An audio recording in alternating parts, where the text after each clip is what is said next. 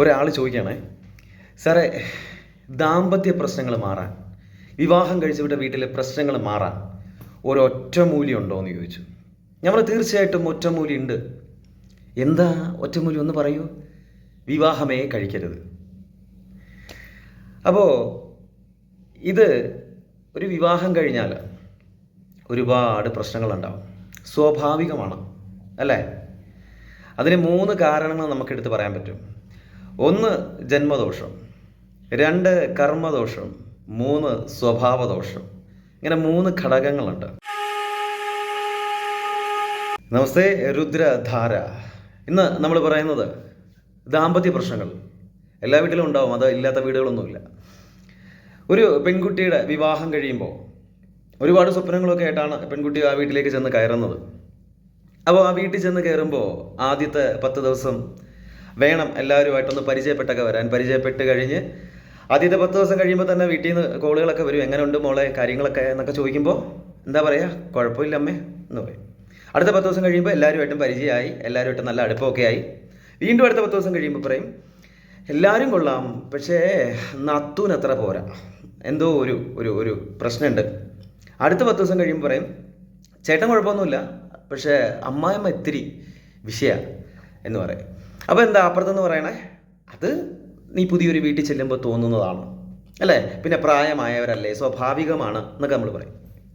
വീണ്ടും അടുത്ത 10 ദിവസം കഴിയുമ്പോൾ പറയും, അമ്മ വേറെ പ്രശ്നമൊന്നുമില്ല, അവർ പറയുന്ന മാത്രമേ കേൾക്കത്തുള്ളൂ, ഇങ്ങനെ പറയും. കുറച്ച് ദിവസങ്ങൾ കൂടെ കഴിയുമ്പോഴത്തേക്ക് പ്രശ്നങ്ങൾ തുടങ്ങും. നമ്മൾ ഈ ജ്യോതിഷവും മറ്റ് കാര്യങ്ങളും ഒക്കെ മാറ്റി വെച്ചിട്ട്, ആദ്യം ഈ ജന്മദോഷവും കർമ്മദോഷവും ഒക്കെ മാറ്റി വെച്ചിട്ട് നമ്മൾ ആദ്യം ചിന്തിക്കേണ്ട ഒരു കാര്യമുണ്ട്. നമ്മൾ ചെല്ലുന്ന ചുറ്റുപാട്, ആ ചുറ്റുപാടുമായിട്ട് ഇഴുകിച്ചേരുമ്പോൾ, ഒരു തൈ പറിച്ച് മാറ്റി വയ്ക്കുമ്പോഴുണ്ടാകുന്ന ഒരു പ്രശ്നം ഉണ്ടാവുമല്ലോ, ഒന്ന് തഴച്ച് വളരാൻ. ആ ഒരു ബുദ്ധിമുട്ട് സ്വാഭാവികമായിട്ടും എല്ലായിടത്തും ഉണ്ടാവും. പണ്ട് കാലത്തായിരുന്നു ഇത് ഏറ്റവും കൂടുതൽ, ഇന്നങ്ങനെ ഇല്ല. പണ്ട് കാലത്തായിരുന്നു അമ്മായിയമ്മ ഇപ്പോൾ ഒരു ഭയങ്കരമായിട്ടുള്ളത്, ഇപ്പോൾ അങ്ങനെ ഒരു സംഭവമേ ഇല്ല. കാരണം ചെന്ന് കയറുന്ന പെണ്ണ് അതുക്കും മേലെയാണ്. പിന്നെ എങ്കിലും നാത്തൂമാരുണ്ട് അല്ലേ, അവർ ചെറുതായിട്ടൊക്കെ വിഷയങ്ങളൊക്കെ ഉണ്ടാക്കി തുടങ്ങും. പ്രത്യേകിച്ച് ചെന്ന് കയറുന്ന പെങ്കൊച്ചിനൊരു ജോലിയും കൂടെ ഉണ്ടെങ്കിൽ, ഇല്ലെങ്കിലും ഉണ്ടാവും, പ്രശ്നങ്ങളൊക്കെ ഉണ്ടാവും, സ്വാഭാവികം. ഒരു ഈഗോ ക്ലാഷൊക്കെ ഇതിൻ്റെ ഇടയ്ക്ക് ഇങ്ങനെ വരും അല്ലേ. അതായത് മരുമകളില്ലാത്ത സമയത്ത് അമ്മായിയമ്മയും മകളും തമ്മിൽ സംസാരിക്കുന്നു, ആരെക്കുറിച്ച്, മരുമകളെക്കുറിച്ച് സംസാരിക്കുന്നു. അപ്പം ഇങ്ങനെയൊക്കെയുള്ള വിഷയങ്ങളാണ് ഏറ്റവും കൂടുതൽ ദാമ്പത്യ പ്രശ്നങ്ങളിലേക്ക് പോകുന്നത്. ഇതിൻ്റെ ഇടയ്ക്ക് ഈ പാവം പുരുഷന്മാരെന്ത് ചെയ്യും? അവർക്ക് ആരുടെ കൂടെ നിൽക്കും അവർ അല്ലേ? ചിലർ വീട്ടുകാരുടെ കൂടെ നിൽക്കും, ചിലർ ഭാര്യയുടെ കൂടെ നിൽക്കും. ഭാര്യയുടെ കൂടെ നിൽക്കുമ്പോഴത്തേക്ക് പ്രശ്നങ്ങളുണ്ടാവും, പിന്നെ വീട് മാറണം, എന്തൊക്കെ ഇഷ്യൂസാണ് വരുന്നത്. അപ്പോൾ നമ്മൾ ആദ്യം പറയുന്ന ഒരു കാര്യം, പഠിക്കേണ്ട ഒരു കാര്യം കൂടെ പറഞ്ഞു തരാം. ഒറ്റ വാക്കി പറഞ്ഞാൽ, കയ്യക്ഷരം കൊള്ളാത്തതിന് നമ്മൾ പേനയെ കുറ്റം പറയാമെന്ന് പറയത്തില്ലേ, ആദ്യം നമ്മൾ നോക്കുക എന്താണ് നമ്മുടെ ഭാഗത്തുള്ള മിസ്റ്റേക്ക് എന്നുള്ളത് നമ്മൾ നോക്കുക, അത് തിരിച്ചറിയുക എന്നുള്ളതാണ് ആദ്യത്തെ പടി എന്ന് പറയുന്നത്. എന്നാൽ ചിലയിടത്ത് ഇന്നും നിലവിലുണ്ട്, എനിക്കറിയാം. അതായത് വന്നു കയറുന്ന പെൺകുട്ടിയെ ഭ്രാന്തിയാക്കിയ കുടുംബങ്ങൾ വരെയുണ്ട്. അവർക്ക് ഭ്രാന്താണ് എന്ന് മറ്റുള്ളവരുടെ അടുത്ത് തെറ്റിദ്ധരിപ്പിച്ച കുടുംബങ്ങൾ വരെ ഇന്നുണ്ട്. അപ്പോൾ ഇതിനകത്ത് 2 കാര്യങ്ങളുണ്ട്. ഒന്ന് കർമ്മദോഷവും ഒന്ന് ജന്മദോഷവും ഉണ്ട്. നമ്മൾ ചെയ്തു വെച്ച കുറച്ച് കാര്യങ്ങൾ ചിലപ്പോൾ മുൻ ജന്മത്തിലായിരിക്കാം, ചിലപ്പോൾ ഈ ജന്മത്തിലായിരിക്കാം. അപ്പോൾ ഇങ്ങനെയൊക്കെ ഉണ്ട്. അപ്പോൾ ഇതിനാണ് നമ്മൾ പൊരുത്തം നോക്കുക എന്ന് പറയും അല്ലേ.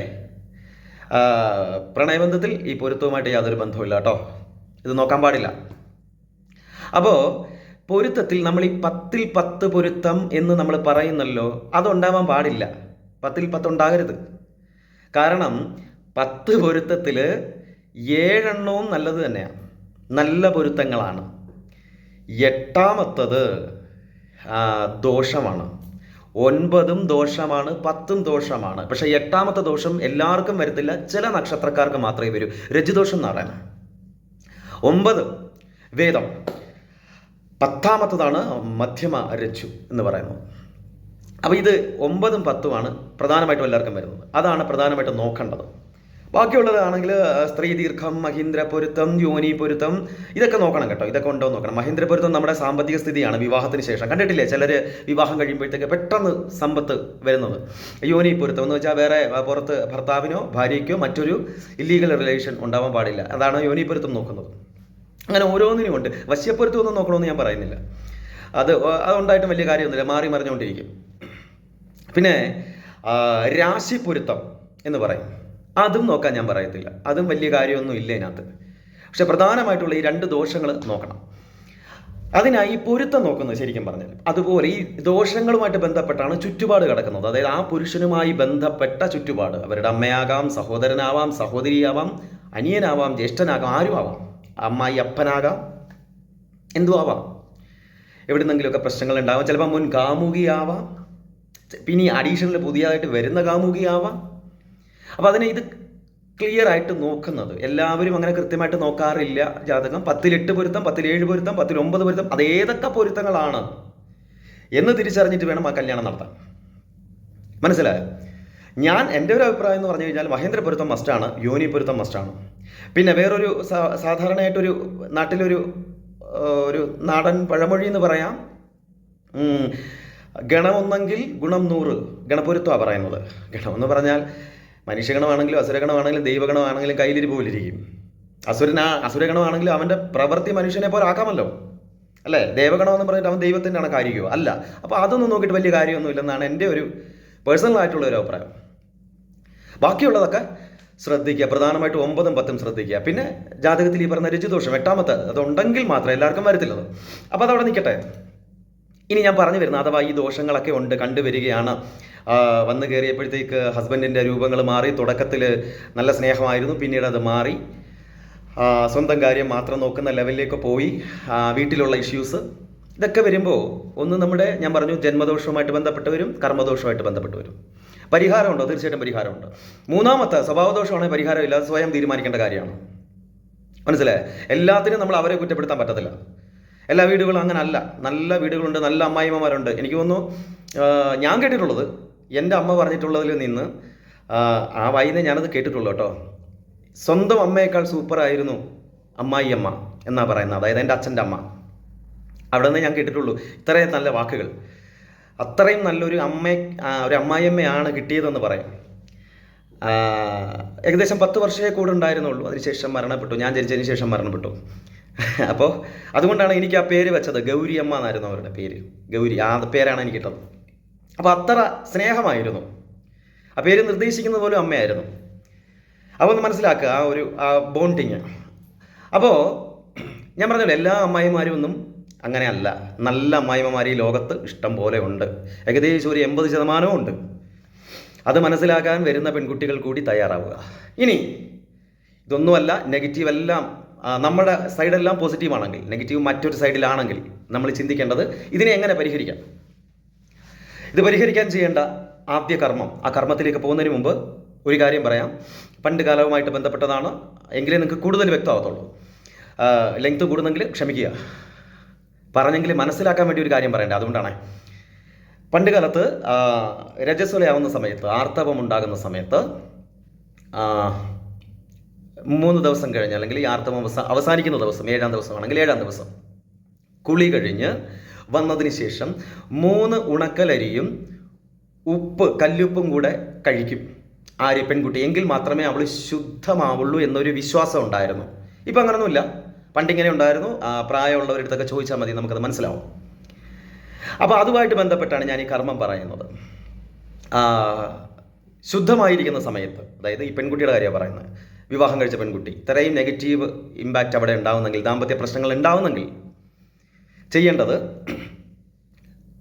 തിങ്കളാഴ്ച രാവിലെ സൂര്യോദയത്തിൽ കുളി കഴിഞ്ഞിട്ട് 3 ഉണക്കലരി, കല്ലുപ്പ് ഒന്നേ എടുക്കാവൂ. ഉണക്കലരി 3, കല്ലുപ്പ് 1 1 അല്ലെങ്കിൽ 3 എടുക്കാം. കാരണം കഴിക്കേണ്ട സാധനമാണ്, കൂടിക്കഴിഞ്ഞാലും പ്രശ്നമാണ്. 3 ഗ്രാമ്പു, അറിയാലോ ഗ്രാമ്പുവിൻ്റെ പ്രത്യേകതകളൊന്നും ഞാൻ പറയണ്ടല്ലോ. ഇത് 3ഉം കഴിക്കുക വെറും വയറ്റിൽ. അങ്ങനെ 3 തിങ്കളാഴ്ച അടുപ്പിച്ച് വേണമെന്നൊന്നുമില്ല. ഒരു മാസം തന്നെ 3 തിങ്കളാഴ്ച നിങ്ങൾക്ക് പറ്റണമെന്നില്ല. 3 തിങ്കളാഴ്ച മാത്രം ചെയ്യുക. ഇങ്ങനെ നിങ്ങളുടെ ജന്മദോഷം കൊണ്ടുള്ള ദാമ്പത്യ പ്രശ്നമാണെങ്കിൽ മാറിക്കിട്ടും. ഇങ്ങനെ ഒരു രീതി പണ്ട് നിലവിലുണ്ടായിരുന്നു പ്രശ്നങ്ങൾ ഉണ്ടാവുമ്പോൾ. അപ്പോൾ അങ്ങനെ ഒരു സമ്പ്രദായം ഉണ്ട്. ഇതാണ് ഇതിനുള്ള പ്രധാന പരിഹാരം. പിന്നെ ഞാൻ ഒരു വീഡിയോയിൽ ചെയ്തിട്ടുണ്ട്, ആദ്യമായിട്ട് ആർത്തവം ഉണ്ടാവുന്നതുമായിട്ട് ബന്ധപ്പെട്ട് അത് ദാമ്പത്യ ദുരിതങ്ങൾക്ക് കാരണമാകും എന്ന് പറയുന്നുണ്ട്. ആ പ്രശ്നങ്ങൾ കൂടി മറികടക്കാൻ വേണ്ടിയിട്ടാണ് നമ്മൾ എന്ത് ചെയ്യുന്നത്, ഈ പറയുന്ന കർമ്മം അനുഷ്ഠിക്കുന്നത്. അടുത്തത് പറയുന്നു, കിടപ്പ് മുറിയായിട്ട് ബന്ധപ്പെട്ടാണ്. ഒരുമിച്ചായിരിക്കുമല്ലോ കിടക്കുന്നത്, ശയനം. അപ്പോൾ അതുകൊണ്ട് അവിടെ ആവശ്യമില്ലാത്ത വസ്തുക്കൾ കൊണ്ടുവന്ന് വെക്കരുത്. ഒന്ന്, ചൂല് വയ്ക്കാൻ പാടില്ല കിടപ്പ് മുറിയിൽ. രണ്ട്, നമുക്ക് ബീഭത്സമായിട്ടുള്ള ചിത്രങ്ങൾ, അതായത് കണ്ട പേടി തോന്നുന്ന ചിത്രങ്ങളൊന്നും വയ്ക്കരുത്. അക്വേറിയം ഒരു കാരണവശാലും വയ്ക്കരുത്. വീട്ടിൽ വെക്കണ്ട ഈ സാധനം, അതേ ഞാൻ പറയത്തുള്ളൂ. വേണ്ട ഇത്. അക്വേറിയം കിടപ്പ് മുറിയിൽ ഒരു കാരണവശാലും ടേബിളിനൊത്തൊന്നും കൊണ്ടുവന്ന് വയ്ക്കാൻ പാടില്ല. അതൊരു പ്രധാനപ്പെട്ട കാര്യം. അതുപോലെ ഏറ്റവും പ്രധാനപ്പെട്ട മറ്റൊരു കാര്യമാണ് അലമാരയില്ലേ, ഗ്ലാസ് അലമാര. അതായത് നമ്മൾ മുഖം നോക്കുന്ന അലമാരയല്ലേ ഇപ്പോൾ കൂടുതലും ഉള്ളത്, വാർഡ്രോബ് എന്ന് പറയും. അപ്പോൾ അത് കട്ടിലിൻ്റെ നേരെ ഓപ്പോസിറ്റ് സൈഡിൽ വരാൻ പാടില്ല. രാവിലെ എണീറ്റ് നമ്മുടെ മുഖം നമ്മൾ അതിനകത്ത് കാണാൻ പാടില്ല. അതൊരു പ്രധാന ഘടകമാണ്. മാറ്റി വെച്ചോണം. രാവിലെ എണീക്കുമ്പോഴേ ഓപ്പോസിറ്റ് സൈഡിൽ വന്നാൽ അതെന്താണ് അതിൻ്റെ ഫലമെന്ന് പറഞ്ഞു കഴിഞ്ഞാൽ ചിലപ്പോൾ നിങ്ങൾക്ക് വിഷമമാവും. അതുകൊണ്ടാണ് ഞാൻ പറയാത്തത്, അങ്ങനെയുള്ള വീടുകളുണ്ടെങ്കിൽ. അതുകൊണ്ട് ഞാൻ പറയുന്നില്ല. ചിലപ്പോൾ അറിയാവുന്നവർക്ക് അറിയാം അതെന്താണെന്ന്, ഞാൻ പറയാത്തത്. അപ്പോൾ ഒരു കാരണവശാലും ഓപ്പോസിറ്റ്, നീ കമൻറ്റ് ചോദിക്കരുത് അതെന്തുവാന്ന് കേട്ടോ. അത് പണ്ടുള്ളവർക്കൊക്കെ അറിയാം. അതുകൊണ്ട് അങ്ങനെ വെക്കാൻ സമ്മതിക്കത്തില്ല. കട്ടിലിന് ഓപ്പോസിറ്റ് ഒരിക്കലും കണ്ണാടി വരരുത് എന്നുള്ളതാണ്. അതായത് പ്രത്യേകിച്ച് അലമാരയുടെ കണ്ണാടി, അതാണല്ലോ നമ്മൾ പ്രധാനമായിട്ട് നോക്കുന്നത് ഇപ്പോൾ. അതുപോലെ അറ്റാച്ച്ഡ് ഉണ്ടാവുമല്ലോ, എന്താണ് ഈ നമ്മുടെ കിടപ്പ് മുറിയുമായിട്ട് ബന്ധപ്പെട്ട് ഒരു അറ്റാച്ച്ഡ് ഉണ്ടാവും. ആ അറ്റാച്ച്ഡ് അതിൻ്റെ ഡോർ ഒരു കാരണവശാലും തുറന്നിടരുത്. ഇനി അതുപോലെ അത് വളരെ വൃത്തിയായിട്ട് തന്നെ സൂക്ഷിക്കുക. അത് പ്രധാനപ്പെട്ട ഘടകമാണ്. ഇനി ആവശ്യമുള്ള സാധനങ്ങൾ, കിടക്കാനുള്ള സംഭവവും, പിന്നെ അതുപോലെ ഒരു മേശയും, പിന്നെ ഒരു ഡ്രസ്സിങ് ടേബിൾ ആയിരിക്കുമല്ലോ ചിലപ്പോൾ, ഡ്രസ്സിങ് ടേബിൾ, ഒരു അലമാരയും. അലമാര നമുക്ക് എവിടെ വേണമെങ്കിലും വയ്ക്കാം. അലമാരയ്ക്കകത്ത് ഗ്ലാസ് ഉണ്ടെങ്കിൽ ഈ പറയുന്ന സൈഡിൽ വയ്ക്കരുതെന്നേ ഉള്ളൂ. ഡ്രസ്സിങ് ടേബിളും ആ സൈഡിൽ വരാൻ പാടില്ല, മാറ്റി വെച്ചോണം. ഇത്രയേ ഉള്ളൂ. ഇത്രയും മതി ഒരു റൂമിനകത്ത്. കൂടുതൽ ഡെക്കറേഷൻസിന് പോകരുത്. പിന്നെ ഭയങ്കരമായിട്ടുള്ള കളറ് ബെഡ്റൂമിൽ പാടില്ല. വളരെ ലളിതമായ നിറം മാത്രമേ ബെഡ്റൂമിന് പാടുള്ളൂ. അതുപോലെ തന്നെ പറയേണ്ട മറ്റൊരു കാര്യമാണ്, നമ്മൾ ഈ കിടക്കുമ്പോൾ നമ്മൾ മേലിലോട്ട് നോക്കുമ്പോൾ കുറേ ഡെക്കറേഷൻ ചെയ്ത് വെക്കുമല്ലോ, അത് നമുക്ക് നല്ല രീതിയിലുള്ള ഉറക്കമൊന്നും കിട്ടത്തില്ല കേട്ടോ. അതിൻ്റെ ഒന്നും ആവശ്യമില്ല. ലളിതമായിട്ടിരിക്കുക. കിടന്നു കഴിഞ്ഞാൽ പെട്ടെന്ന് ഉറങ്ങണം. ഇതിനെല്ലാം കൂടെ വേണ്ടിയിട്ട് നിങ്ങൾ കുറച്ച് കല്ലുപ്പ് ഞാൻ പറഞ്ഞിട്ടുണ്ട്, ഈ കട്ടിലിൻ്റെ അടിയിൽ വയ്ക്കുക. അതുപോലെ ബാത്റൂം നല്ല ക്ലീൻ ആക്കി ഇടുക. എപ്പോഴും ബാത്റൂമിൽ നിന്ന് ഇറങ്ങുമ്പോൾ കാലുകൾ തുടയ്ക്കാൻ അവിടെ ഒരു ചവിട്ടി ഉണ്ടാവണം. എന്നിട്ടേ നിങ്ങൾ കയറാവൂ. കാരണം നെഗറ്റീവിൽ നിന്ന് നിങ്ങൾ ആ റൂമിനകത്തൊരു പോസിറ്റീവ് എനർജി ഉണ്ടാവണം. ആഴ്ചയിൽ ഒരു ദിവസം ബെഡ്റൂമിനകത്ത് സംബ്രാണി എന്നൊക്കെ പറയത്തില്ല, എന്താ അതിന് പറയുക ശരിക്കും നിങ്ങളുടെ നാട്ടിൽ അതിന് പറയുന്നത് എന്താണെന്ന് എനിക്കറിയത്തില്ല, കുമിഞ്ചാൻ എന്നൊക്കെ പറയും. അത് വല്ലപ്പോഴും ആഴ്ചയിൽ ഒരു ദിവസമെങ്കിലും ചെയ്യുക. വീടിനകത്ത് മൊത്തത്തിൽ ചെയ്യുക. കുറേ നെഗറ്റീവൊക്കെ മാറിക്കിട്ടും. ഇതുവരെയുള്ള രീതി പൂർണ്ണമായിട്ടും ഇത്രയും കാര്യങ്ങൾ ചെയ്താൽ നിങ്ങളുടെ ജന്മദോഷം കൊണ്ടുള്ളതാണെങ്കിലും കർമ്മദോഷം ഉള്ളതാണെങ്കിലും മാറും. അതുപോലെ കർമ്മത്തെ കർമ്മം കൊണ്ട് തന്നെ എടുക്കാമെന്ന് ഞാൻ പറഞ്ഞിട്ടുണ്ട് എപ്പോഴും, അല്ലേ? മോശം കർമ്മം ചെയ്യുമ്പോൾ മോശം റിസൾട്ട് ഉണ്ടാകുന്നു. അപ്പോൾ അതിനെന്ത് ചെയ്യുക? അതിനെ മറികടക്കാൻ നല്ലത് ചെയ്യുക എന്നുള്ളതേ ഉള്ളൂ. അതുപോലെ തുറന്ന് സംസാരിക്കുക, അതൊരു പ്രധാനപ്പെട്ട ഘടകമല്ലേ? സ്പേസ് കൊടുക്കുക, സംസാരിക്കാനുള്ള സ്പേസ് രണ്ടുപേർക്കും. ഇത് സ്ത്രീകൾക്ക് വേണ്ടി മാത്രമല്ല ഞാൻ പറയുന്നത്, പുരുഷന്മാർക്ക് കൂടെ വേണ്ടിയിട്ടാണ്, അല്ലേ? സ്ത്രീകൾക്ക് എന്താ പറയുക, അവർക്ക് ഏറ്റവും കൂടുതൽ പരിചരണം വേണ്ടുന്ന സമയം അത് എപ്പോഴാണെന്നറിയാമോ? ഗർഭിണിയായിട്ടിരിക്കുന്ന സമയത്താണ്. തിരക്കാണ് പുരുഷന്മാർക്ക്, അല്ലേ? പക്ഷെ അവർ ഏറ്റവും കൂടുതൽ സാമീപ്യം ആഗ്രഹിക്കുന്ന സമയം ഗർഭിണിയായിട്ടിരിക്കുമ്പോഴും കുഞ്ഞിന് മുലയൂട്ടുന്ന സമയത്തുമാണ്. ഇതൊക്കെ നിനക്കെങ്ങനെ അറിയാമെന്ന് ചോദിച്ചാൽ അതുകൊണ്ടല്ലേ ഇവിടെ ഇരിക്കണേ. അപ്പോൾ ആ സമയത്താണ് അവർക്ക് ഏറ്റവും കൂടുതൽ പരിചരണം. ആരുടെ പരിചരണം? അമ്മായിയമ്മയുടെയോ സ്വന്തം അമ്മയുടെയോ അച്ഛൻ്റെയോ സഹോദരങ്ങളുടെയോ ഒന്നുമല്ല, ഹസ്ബൻഡിൻ്റെ ആണ്. അപ്പോൾ നമുക്ക് പറയാൻ പറ്റും അദ്ദേഹത്തിന് ജോലിയാണ്, തിരക്കാണ്, ജീവിക്കണ്ടേ, എപ്പോഴും പൈങ്കിളിയായിട്ടിരിക്കാൻ പറ്റുമോ? എന്നാൽ ഒറ്റ കാര്യമുള്ളൂ, കല്യാണം കഴിക്കാൻ പോകരുത്. കല്യാണം കഴിക്കാൻ പോകരുത് അങ്ങനെയാണെങ്കിൽ. ഇത് പറ്റത്തില്ല എന്നുള്ളവൻ ഒരു കാരണവശാലും കെട്ടരുത്. എന്നിട്ട് പിന്നെ ദാമ്പത്യ പ്രശ്നം മറ്റേതാണ് മനസ്സിലാണെന്ന് പറഞ്ഞിട്ട് യാതൊരു കാര്യമില്ല. മനസ്സിൽ ഉള്ളിൽ സ്നേഹം വെച്ചുകൊണ്ടുണ്ട്, പുറത്ത് കാണിക്കുന്നില്ല, ഇതൊക്കെ വെച്ചിട്ട് ഒരു കാര്യമില്ല. അപ്പോൾ അതുകൊണ്ട് ആ സമയത്ത് ആ പരിചരണം കൊടുക്കുക കൃത്യമായിട്ട്. അവളത് ഒരിക്കലും മറക്കത്തില്ല. ഇത് പുരുഷന്മാരോടാണ് പറയണം. സ്ത്രീകൾക്കും പ്രധാനമാണ് അല്ലേ. ടയേർഡായിട്ടിരിക്കുമ്പം തിരിച്ച് കൊടുക്കേണ്ട ചില കാര്യങ്ങളുണ്ട്. പരിഗണന. ഞാൻ എപ്പോഴും പറയും, ഭർത്താവിനെ കാണേണ്ടത് സ്വന്തം മകനെ പോലെയാണ്. അങ്ങനെ കാണാൻ സാധിക്കുക അല്ലേ. അല്ല ഭർത്താവായിട്ട് എൻ്റെ ഭർത്താവ് മറ്റേ കാല് തൊട്ട് വന്നിക്കുന്ന പരിപാടി, അങ്ങനെ അതൊന്നും വേണ്ട. അതൊക്കെ ഇച്ചിരി ഓവറാണ്, മനസ്സിലായോ? അതൊക്കെ കുറച്ച് അങ്ങ് എന്താ പറയുന്നത്, ഇച്ചിരി കൂടുതലാണ്. അപ്പോൾ അങ്ങനെ തിരിച്ചും കാണാൻ സാധിക്കുക. സോ ആ ദൃഢത നിലനിർത്തുക. ശരിക്കും ഞാൻ പറയുന്ന ഒരു കൗൺസിലിംഗ് ആയിട്ട് തന്നെ നിങ്ങളങ്ങ് എടുത്താൽ മതി. ഒരുപാട് കൗൺസിലിങ്ങിന് പോകുന്നതുകൊണ്ടാണ് ഞാൻ ഇങ്ങനെ ഈ രീതി പറയുന്നത്, ജ്യോതിഷം മാറ്റി വെച്ചിട്ട് ഞാൻ പറയുന്നത്. അപ്പോൾ ഇത്രയും കാര്യങ്ങൾ ശ്രദ്ധിച്ചാൽ ഒരു പരിധി വരെയൊക്കെ ആ ബന്ധം സ്ട്രോങ് ആവും. പിന്നെ ഒന്നും കൂടി പറഞ്ഞു തരുന്നു, ഇന്നറിയാമല്ലോ, ഇഷ്ടമല്ലാത്ത ബന്ധമാണെന്നുണ്ടെങ്കിൽ തുടക്കത്തിൽ അവസാനിപ്പിക്കുക. അഡ്ജസ്റ്റ്മെൻ്റ് എന്ന് പറയുന്ന പരിപാടി ചെയ്യരുത്. അങ്ങനെ ചെയ്തതിൻ്റെ പരിണിത ഫലം നമ്മൾ പത്രത്തിലും ടി വിയിലും ഒക്കെ കാണുന്നുണ്ട് അല്ലേ. അതിനെക്കുറിച്ച് കൂടുതൽ ഞാൻ പറഞ്ഞു പോകുന്നില്ല. അപ്പോൾ അഡ്ജസ്റ്റ്മെൻറ്റിന് പോകരുത്. പറ്റത്തില്ല എന്നുണ്ടെങ്കിൽ രണ്ടാം ദിവസം അഡ്ജസ്റ്റ് ചെയ്ത് ഒരാഴ്ച വരെ പോകാം, 10 ദിവസം വരെ പോകാം, ഒരു മാസം വരെ പോകാം. എന്നിട്ടും പറ്റുന്നില്ലെങ്കിൽ കളയുക. മനസ്സിലായോ? പിന്നെയും കടിച്ചു തൂങ്ങി നിന്ന് കഴിഞ്ഞാലാണ് നമ്മൾ ഈ പറയുന്ന വാർത്തകൾ നമ്മൾ കാണുന്നത്. അഡ്ജസ്റ്റ്മെൻറ്റിൽ മുമ്പോട്ട് പോകരുത്. മക്കളായിപ്പോയി, ഇനിയിപ്പോൾ എന്ത് ചെയ്യും? മക്കൾക്ക് വേണ്ടി ജീവിക്കണ്ടേ? മക്കൾക്ക് വേണ്ടി ജീവിക്കാനുള്ള സമ്പത്തുള്ളവനെ കല്യാണം കഴിക്കൂ അല്ലേ? അങ്ങനെയല്ലേ? മക്കളെ നോക്കണം, ഒന്നുകിൽ ഭാര്യയെ നോക്കണം, അല്ലെങ്കിൽ ഭർത്താവ് നോക്കണം. അതുണ്ടായിപ്പോയി. അവരുടെ ഭാവി. അപ്പോൾ നിങ്ങൾക്ക് ഭാവിയില്ലേ അല്ലേ? നിങ്ങൾക്ക് ഭാവി തീർന്നു അവിടെ. അപ്പോൾ അവരുടെ ഭാവി അങ്ങനെയെങ്കിൽ അനുഭവിക്കുക തന്നെ. മക്കളെ കളഞ്ഞിട്ട് പോകണമെന്നല്ല പറയുന്നത്, വേറൊരുത്തിൻ്റെ കൂടെ ചാടി പോകണമെന്നല്ല എൻ്റെ അർത്ഥം, അല്ലെ വേറെ ഒരു പെണ്ണിൻ്റെ കൂടെ പോകണമെന്നല്ല എൻ്റെ അർത്ഥം. അപ്പോൾ നമ്മൾക്ക് തോന്നി പറ്റുന്നില്ല, അവിടെ ഒഴിവാക്കുക എന്നുള്ളത്. അതിനുവേണ്ടി നിൽക്കരുത്. അതാ ഞാൻ പറഞ്ഞ തുടക്കത്തിലെ പാട്ട് സ്വരം നന്നായിരിക്കുമ്പോൾ പാട്ട് നിർത്തുക. പാടി ഏറ്റവും അവസാനം ചെന്നിട്ട് ഇനി നിർത്താൻ നിന്ന് കഴിഞ്ഞാലാണ് ഈ പണിയും പ്രശ്നങ്ങളും ഒക്കെ ഇങ്ങനെ വന്നുകൊണ്ടിരിക്കുന്നത്. ഈ പണിക്ക് പോവരുത്. ആദ്യമേ പ്രശ്നം തുടങ്ങിക്കഴിഞ്ഞാൽ ഈ പണിക്ക് പോവരുത് എന്നുള്ളതേ ഉള്ളൂ. അപ്പോൾ ഇത്രയും കാര്യങ്ങൾ, അതായത് മക്കൾ വഴിയാധാരമാവരുത്. അപ്പോൾ അത് തുടക്കത്തിലേ നിങ്ങൾ തീരുമാനിക്കുക. മനസ്സിലായോ? സത്യം പറഞ്ഞാൽ അതിനൊക്കെ എനിക്ക് തോന്നുന്നു ഇപ്പോഴത്തെ കുട്ടികളാണ് കുറേയൊക്കെ ബെറ്റർ അല്ലേ. അവർ തിരിച്ചറിഞ്ഞ് പരസ്പരം മനസ്സിലാക്കിയതിന് ശേഷം വിവാഹം കഴിക്കുന്നു. പിന്നെ അതിനുശേഷം നമ്മൾ കുടുംബത്തിലുള്ള പ്രശ്നങ്ങൾ വരുന്നത്. ആ പ്രശ്നങ്ങൾ മാറാൻ വേണ്ടിയിട്ടാണ് ഞാൻ ഈ പറയുന്നത്. അവസാന നിമിഷത്തിൽ ഇനി കൊണ്ടുവന്നിട്ട് മേളിൽ വളം വെച്ചിട്ട് കാര്യമില്ലല്ലോ. അപ്പോൾ ഇത്രയും കാര്യങ്ങൾ എനിക്ക് തോന്നുന്നു വീഡിയോയുടെ ലെങ്ത് കുറച്ച് കൂടിപ്പോയി, ക്ഷമിക്കുക. ഇത്തരത്തിലുള്ള കാര്യങ്ങൾ സംസാരിക്കുമ്പോൾ നമുക്ക് പെട്ടെന്ന് പറഞ്ഞു തീർക്കാൻ കഴിയില്ല. അപ്പോൾ പരിഹാരവും ഞാൻ പറഞ്ഞു. ഇത് ശ്രമിച്ചു നോക്കുക. നിങ്ങളുടെ കയ്യിലാണ് പ്രശ്നമെങ്കിൽ, രണ്ടുപേരുടെയും കയ്യിലാണ് പ്രശ്നമെങ്കിൽ, രണ്ടുപേരും ഒന്ന് ചിന്തിക്കുക. നമ്മൾ മാറ്റി വെച്ചിട്ട് ഇനി അമ്മായിയമ്മയ്ക്കാണ് പ്രശ്നമെങ്കിൽ അത് മരുമകൾക്ക് പറഞ്ഞ് മനസ്സിലാക്കാൻ കഴിയണം. ചില അമ്മായിമാർക്ക് ഒരു പ്രത്യേകത ഉണ്ട് കേട്ടോ. എന്താണെന്നറിയോ? എന്നെ സ്നേഹിച്ചുകൊണ്ടിരുന്നപ്പം അവന് ഭയങ്കര സ്നേഹമായിരുന്നു എന്നോട്. പക്ഷെ ഒരു ഭാര്യ വന്നപ്പോഴത്തേക്ക് അത് ഇച്ചിരി കുറഞ്ഞു, അങ്ങനെ ഒരു തോന്നൽ വരും. അപ്പോൾ അത് പറഞ്ഞു കൊടുക്കണ്ടേന്ന് പറഞ്ഞു കഴിഞ്ഞാൽ അവരെ പറഞ്ഞ് മനസ്സിലാക്കുക. ഭാര്യയെ സ്നേഹിക്കുന്ന പോലെ അമ്മയെ സ്നേഹിക്കാനോ, അമ്മയെ സ്നേഹിക്കുന്ന പോലെ സഹോദരിയെ സ്നേഹിക്കാനോ, അവരെ സ്നേഹിക്കുന്ന പോലെ അച്ഛനെ സ്നേഹിക്കാനോ പറ്റത്തില്ല. എല്ലാം വേറെ വേറെയാണ്.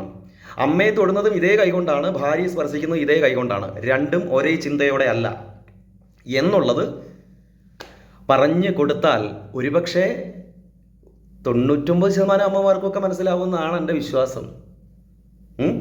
പിന്നെ നാത്തൂന്മാരുടെ കാര്യമൊന്നും നോക്കണ്ട. കാരണം നിങ്ങളുടെ ലൈഫുമായിട്ട് യാതൊരു ബന്ധവുമില്ല. അതൊന്നും നോക്കേണ്ട കാര്യമില്ല. അവരവരുടെ കാര്യം നോക്കി അങ്ങ് പൊക്കോട്ടെ. നാത്തൂന്മാരും ഇത് അറിയണം കേട്ടോ. അതുകൊണ്ടാണ് ഇങ്ങനെ പറഞ്ഞത്. അപ്പോൾ ദാമ്പത്യ പ്രശ്നങ്ങളുണ്ടെങ്കിൽ എല്ലാവരുടെയും മാറട്ടെ. പിന്നെ എന്താ? പ്രാർത്ഥന. ഏത് മതമായിക്കൊള്ളട്ടെ, രാവിലത്തെ പ്രാർത്ഥന ഭയങ്കര പ്രാധാന്യമാണ്. പ്രാർത്ഥിക്കുക. ഹസ്ബൻഡിന് വേണ്ടിയും മക്കൾക്ക് വേണ്ടിയും താങ്കൾക്ക് വേണ്ടിയും പ്രാർത്ഥിക്കുക. ഹസ്ബൻഡ് ആണെങ്കിൽ ഭാര്യയ്ക്ക് വേണ്ടിയും പ്രാർത്ഥിക്കണം, മക്കൾക്ക് വേണ്ടിയും പ്രാർത്ഥിക്കണം. ഏത് മതമായിക്കൊള്ളട്ടെ. സ്വന്തം അമ്മയെ മറന്നിട്ടല്ല, അമ്മയ്ക്ക് വേണ്ടി. അച്ഛൻ ജീവിച്ചിരിപ്പുണ്ടെങ്കിൽ അച്ഛന് വേണ്ടി. സഹോദരങ്ങൾക്ക് വേണ്ടി പ്രാർത്ഥിക്കാമെന്ന് ഞാൻ പറയുന്നത്. അതിനൊന്നും വിലയൊന്നുമില്ല ഈ കാലത്ത്. അപ്പോൾ അതുകൊണ്ട് ഇത്രയും കാര്യങ്ങൾ ചെയ്താൽ ചിലപ്പോൾ നന്നാവും. നമ്മളും കൂടെ വിചാരിക്കണം അല്ലേ, എന്നല്ലേ പറയുക. അപ്പോൾ എല്ലാവർക്കും ഓൾ ദ ബെസ്റ്റ്. നല്ല സൂപ്പറായിട്ടിരിക്കുക, ഗംഭീരമായിട്ടിരിക്കുക, നല്ല കുടുംബജീവിതം നയിക്കുക. അപ്പോൾ എല്ലാവർക്കും നന്ദി പറഞ്ഞുകൊണ്ട് ഇന്നത്തെ അധ്യായം ഞാൻ ഇവിടെ ഉപസംഹരിക്കുന്നു. നമസ്കാരം.